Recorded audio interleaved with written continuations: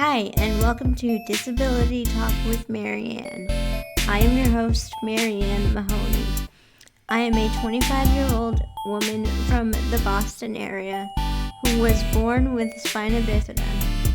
On this podcast, I interview people from the disability community to understand the issues that matter to people who live with a disability, care for people with disabilities, or work to support the needs of the community.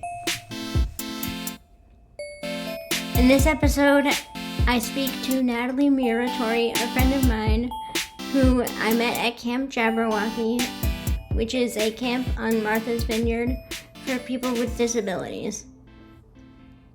Hey Natalie, welcome to Disability Talk with Marianne. I'm very excited to have you on my show. Hi, Marianne. I'm really excited to be here. This is awesome. Thank you. So, starting off, can you tell me a little bit about yourself? And just tell me a little bit Sure. about yourself. So I grew up in Connecticut. I'm one of 4 siblings. I have an older sister and 2 younger brothers. And right now I'm living in Albany, New York, where I'm going to med school. I'm in my last year of medical school and just finished the process of applying to jobs. I'm going to be a OBGYN, so a gynecologist and obstetrician, delivering babies and treating women is the goal if I get a job. But yeah. Nice. Are you excited about that? I'm pretty nervous because I've been in school for a really long time, and so this is going to be my first real adult job. So I'm nervous, but I am excited. It's going to be, I think, really cool. I'm going to learn a lot once I start working. Yeah. What do you think you're most excited about? I'm excited. So I had 12 interviews at 12 different programs and got to meet a lot of the people that, depending on which job I get, that I'd be working with. And I think I'm most excited to meet that new group of friends and it's called residency. And so the other residents that I'm going to be working with, I think that's what I'm most excited for, is meeting all the new people. Yeah. That's one thing that I look forward to in this any sort of job setting. I'm an outgoing person, and I think you are too. And I think you'll do great. I think you're very, you have a great personality, and so I think mothers will really appreciate you being on the other end. I hope so. Thank you. That was nice of you to say. Okay, how long have you been working at Jabberwocky, and when did My you start? first ever summer at Jabberwocky was in 2012 when I was 13 years old, and my older cousin. Oh wow! Yeah, 13. I was not fully a counselor yet. My older cousin, who's about 10 years older than me, she was a counselor at Jabberwocky before me, and she knew I liked volunteering and I loved the beach. So she was like, I think that you're going to really like this camp that I go to. So she brought me along one summer, and I came for like less than a week when I was 13 and was her assistant counselor for that week with her camper, and just saw what camp was about and got to sleep in the cabins and meet everyone. And it was like the most fun thing ever. And so then I pretty much started going back ever since. And I think I went for about 10 summers. So from 13 until I think my last summer was 2 years ago. Yeah. Wow. Would you ever go back and visit? So the issue with the last 2 summers is I'm in med school and we don't get summer vacation really anymore. So I had to be in school in July and August, so I wasn't able to come back. But I hopefully someday, when I'm fully a doctor, I was thinking maybe I could come back as like the camp doctor for a week or something like that. I think that'd be really fun. But I still have to finish my training, so it's at least 4 years out. But that is my goal, is someday I could hopefully come back. Yeah. Cool. Nice. It'll be great to have you as a doctor again, like as somebody I trust and really love. I'm saying that from the bottom of my heart. I think you're going to do amazing, and I think you have great personality and pretty much everything it takes to be a doctor. I hope so. And I think camp was a big part of that. I think I started when I was 13 and really didn't know anything. And I think it was where I learned how to take care of other people. And the best way to take care of other people is asking them and having them teach you. Like you've taught me a ton, and all the other campers and counselors and everyone has taught me a lot at camp. So I think that was definitely helped me a lot. Yeah. Excellent. Well, what is your favorite part about working at? What was your favorite part about working at Camp Jabberwocky, and what? Again, I'm going to say the people. I think the campers, the counselors, all the staff, like the directors and cooks and everyone are just like the absolute nicest people that you will ever meet.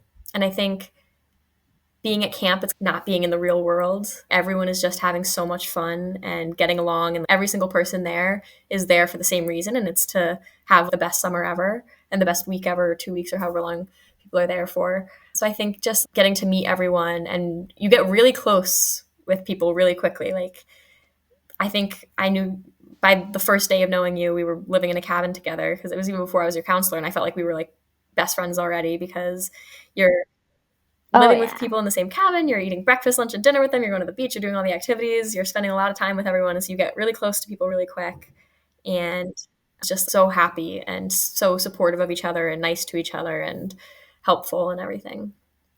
Yeah, I definitely agree with all of those points. I feel at some point everybody is bound to create a bond with each other. And I feel like I think Jabberwocky is just the place for that. Like somebody like me, I've been going for, like, I want to say 10 years, something like that. And that is my home away from home. I definitely really love it. And I think other people feel like safe there and really look forward to going there. I think that's a big part of it, is that everyone who's there is choosing to be there. So like the counselors are volunteers. They're not like, oh, I have to go to work today. No, they're looking forward to it all year. It's the highlight of their year too. And the campers, of course, are choosing to be there. And so I think that's a big part, is that everyone values that time so much. Whereas even if you love your job, there's going to be days where you're like, oh, I just don't want to go to work. But at camp, it's never like that, because it's only 1 or 2 or 3 or 4 weeks that you're there. So every day is very simple. And let me tell you, not ever since, but since I have been going to camp, I've been starting a countdown the past couple years, and people in my house have been hearing 100 more days till camp, 99 more days till camp. Yeah, so I used to do the same thing, count down the days. That's the downside about getting your date like so far in advance. Then you have to think about it all year. That you're just like, oh God, help me. But it's definitely a well worth it countdown, and there's a very exciting outcome at the end of that countdown. So if you had to change something about working at camp, what would it be and why?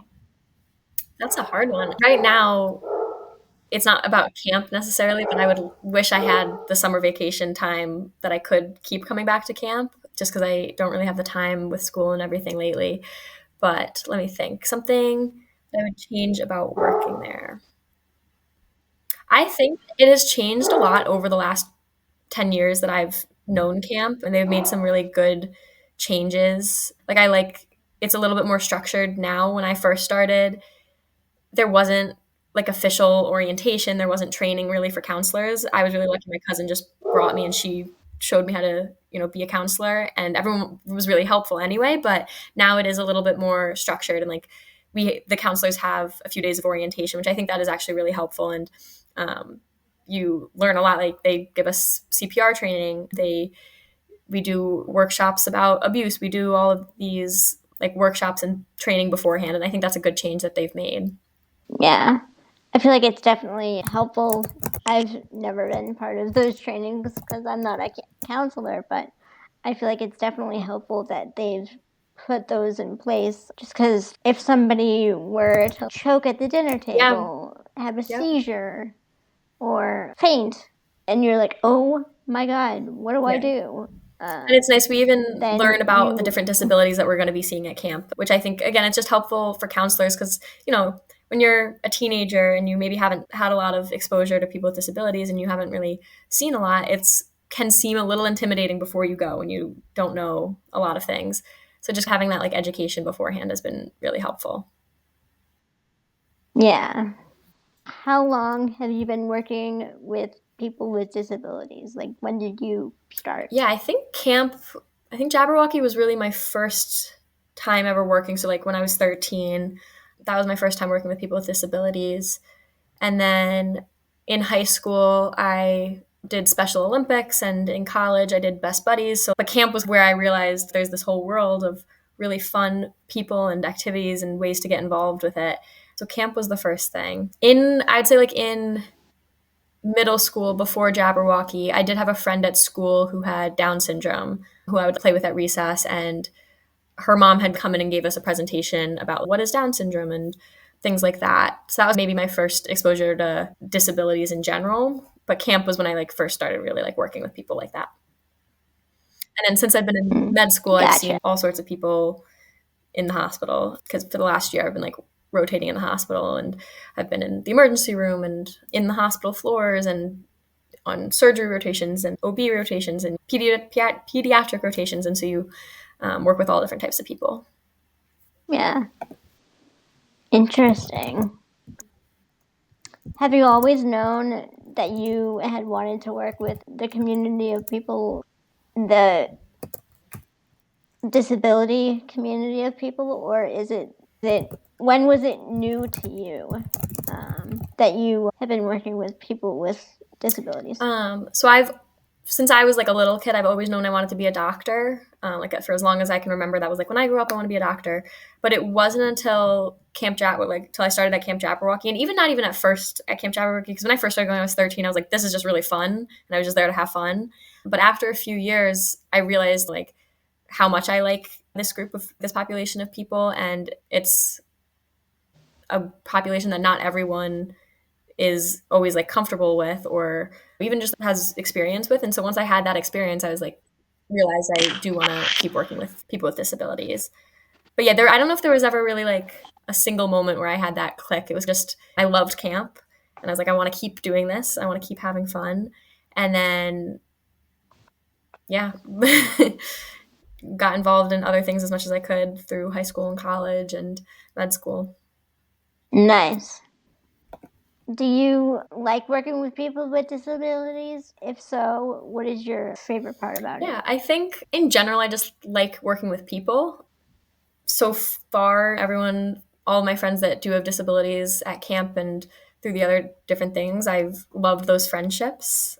What was the second part of that is what's my favorite part about it? If so, why? I think something that I like about it is you get to learn a lot about how different people live and how to be adaptive. And it's like a exercise in creativity sometimes is okay, like this person, maybe they can't walk, but we're going to ride a horse today. And so you get to really like work with them to be like, what's the best way? How do you think we're going to be able to do this? Or kayaking or swimming or anything. And you get to just learn a lot about different ways that people can accomplish the same things. And so I think just like I've been able to learn a lot working with people with disabilities and ways to get creative and be adaptive. And also I think you learn also to just see the world a little bit differently because I think people without disabilities take certain things for granted. When I first started working with people with wheelchairs, like you don't realize until you're pushing a wheelchair or if you're in a wheelchair that certain stores, like the aisles are really narrow or certain sidewalks aren't as accessible or certain stores have like steps. And so you don't really recognize those things until you're with a group of people where it actually affects them and then you're more aware of it. And so I think just I like that it has made me a more conscientious person. I definitely have had those experiences myself where I'm like, oh, like I'm so excited to go to this place.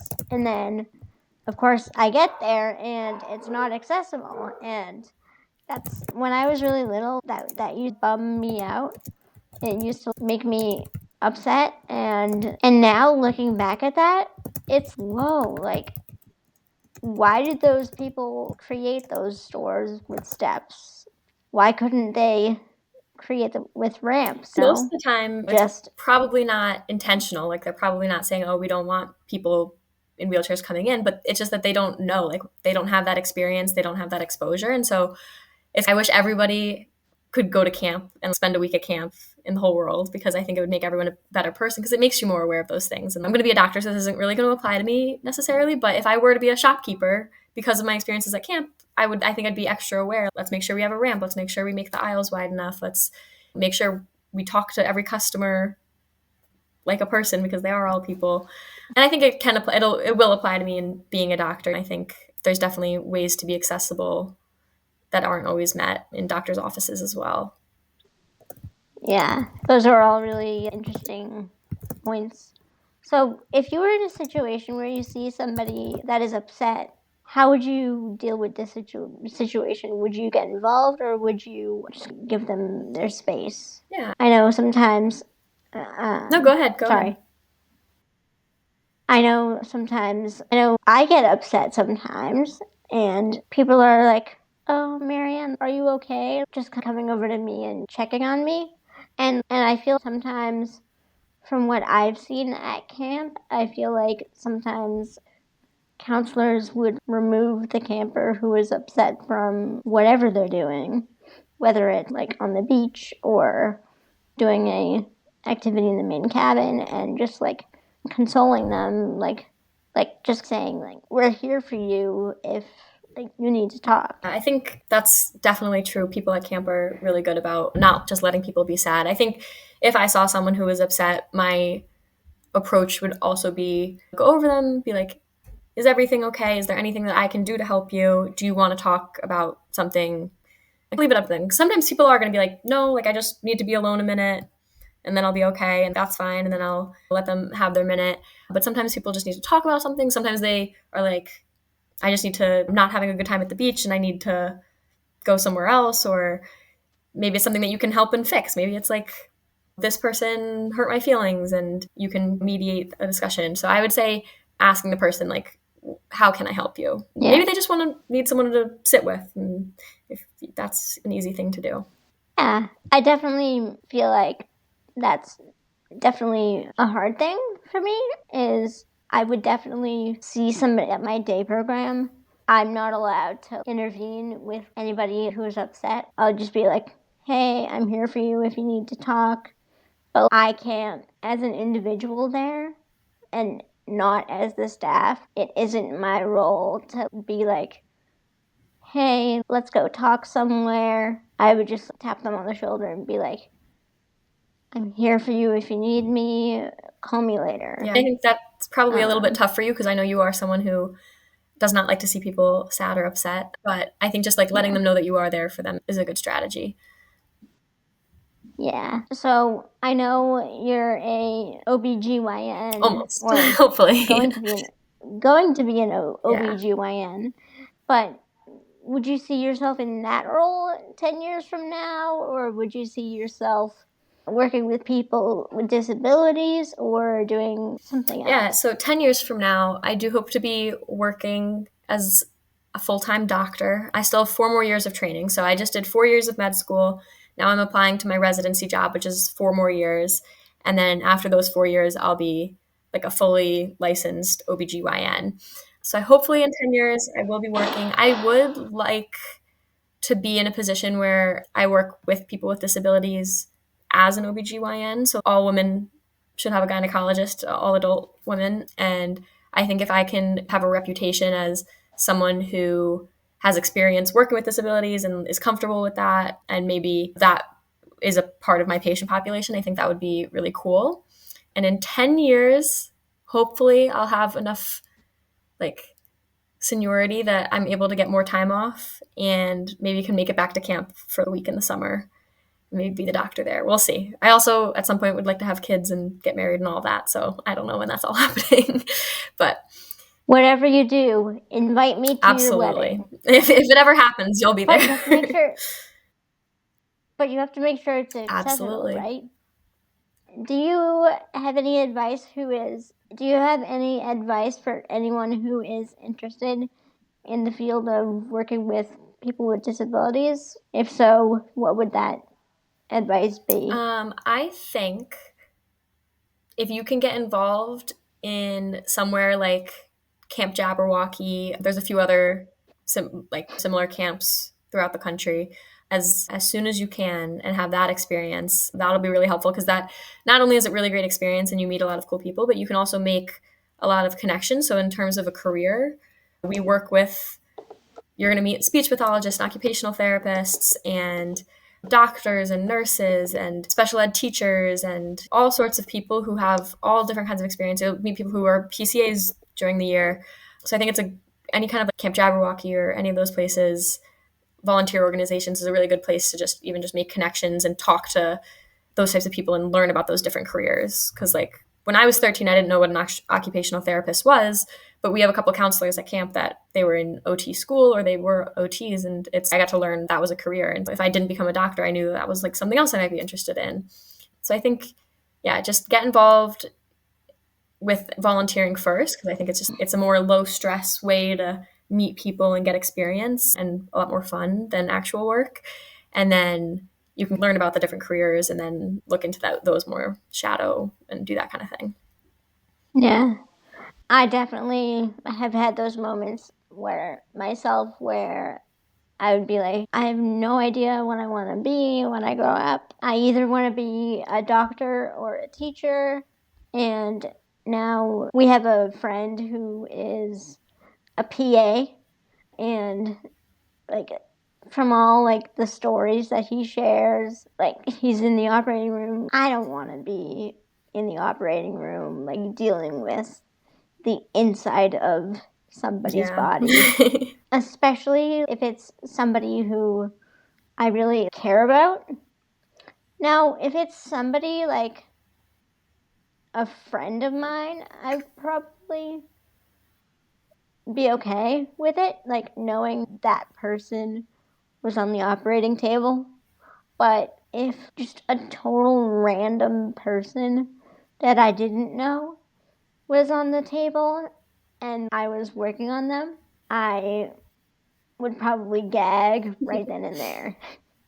But now, like, I see myself, now I'm all about being like social and being that first face when you walk in the building. So like being a receptionist at a front desk, like answering the phones, like doing like administrative work on the computer. So like, which you are perfect for. You're the best person to be the first person that someone sees when they walk in the door, because you are so like welcoming and easy to talk to. And I think even this podcast, it's like I wish I'd thought of it for you, because of course a podcast is like perfect for you because you love talking and you have so many interesting things to say. And so this is a really good idea for you, I think. Sometimes I love talking so much that I need reminders to stop. Yeah. I remember at camp, sometimes in the cabin, you would like to talk to all the other campers and stuff, and people would be like, okay, Marianne, like, great conversation, but it's time to go to bed. Like, people need to sleep. We're so tired. Because you were talking. I did that? Yes. I remember people being like, okay, we got to stop talking. We're really tired. Because you could talk. Wow. In the best way. Okay. Yeah, obviously. I think I was just sleep talking or something. I don't know. Maybe. Do you have any advice for anyone who is interested in the line of work or working with people with disabilities? I think that's the one. We got a little off topic. I think we just did that question. And my advice is volunteer if you can to get some more like low stress experience. And Camp Jabberwocky is a great place to do that. Great. Do you know of anybody in your personal life that you know of that has a disability and that led you to the path of working with people with disabilities? Or were you just, hey, I want to work with people with disabilities? I didn't really have anyone in my life. I know a lot of people at camp some of the counselors have like siblings or aunts or uncles or family members that in their life with disabilities, and that kind of is what got them interested in it. But I didn't really have that. It was really just my cousin was like, I think you'll have fun here, and I think you'll like all these people.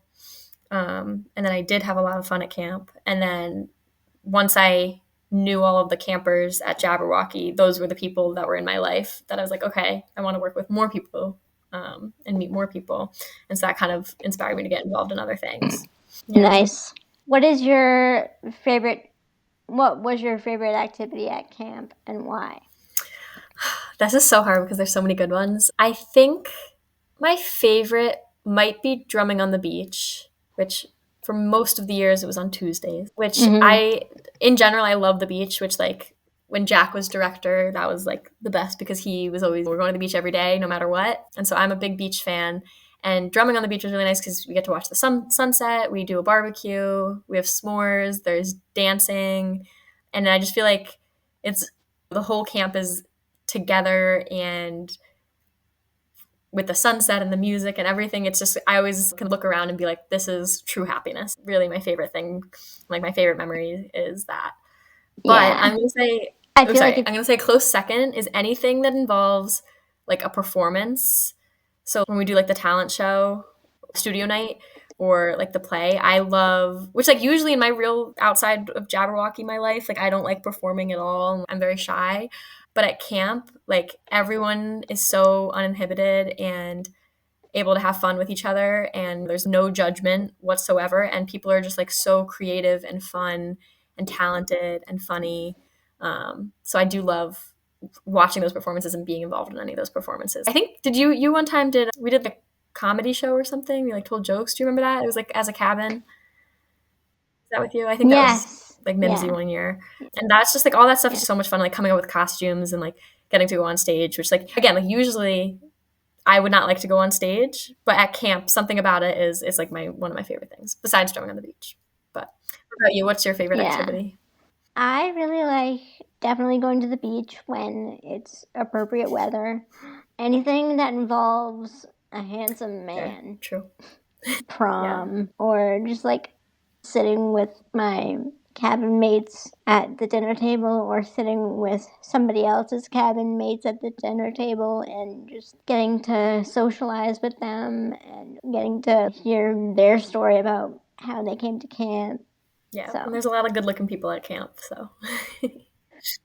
Oh, yeah. Don't even get me started. Avery. Hudson. What do you like to do for fun outside of camp? Outside of camp. Today, I actually went skiing earlier. I love to ski. This year, I got the Icon Pass, which is like a pass to a bunch of different mountains. When I got like a discount through my school, so that was kind of cool. And that's going to be doing a lot of that this winter. I also really like to read and really anything spending time with my friends and family. So a lot of eating out and just hanging out. I really like to do. Yeah. Nice. Is there anything else that you want to add? Any last minute things to the questions that I already asked you? I think this was a really cool idea, this podcast. I'm glad you invited me on. Is it okay if I ask you a question? Absolutely. So my question is actually, how did you come up with this idea to interview people about their experience with disabilities and working at camp and everything? Well, I should mostly say that it was my dad's idea. Yeah, and he records so many podcasts, episodes for work, and I think it's a great way to be social and again get to know the other person's story, and I just keeps me busy. Yeah, absolutely. If you ever, when you like finish interviewing all the people that you want to interview, I think it would be cool for you to do like either like a solo episode or maybe write some questions for your dad to ask you or something and answer all of these questions yourself. I think that'd be really cool. And I know we've been talking for a little while, so you don't have to answer all of them right now, but maybe for one of your episodes, it could be like you getting interviewed, because I think you're doing a great job interviewing, but I would also like love to hear all of your answers for all these questions. Yeah. Thank you for all of those answers. And most importantly, thank you for being on this podcast. I really appreciated you taking the time out of your day to do this, and I definitely look forward to interviewing other people. Marianne, thank you so much. It was good to talk to you.